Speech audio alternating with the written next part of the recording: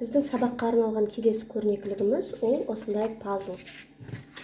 Бұл жерде елтаңба, ту және әнұран бар. Әрбір бөлшегі осылай ламинатталған және артында магниті бар. Тақтаға жабыстырып қоюға арналған.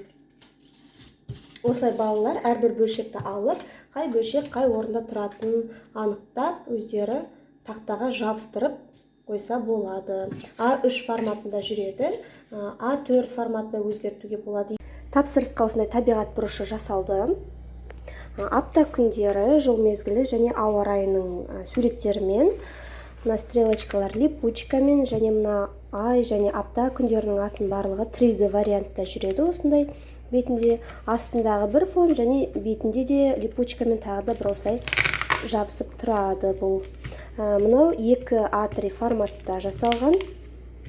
Бұл да 3D вариантта липучкамен. Стрелочкалардың барлығы липучкамен, әр күн өзгерген сайын, әр мезгіл өзгерген сайын ауыстырып қойып отыруға болады. Және ауа райының да стрелочкалары липучкалармен жабысады.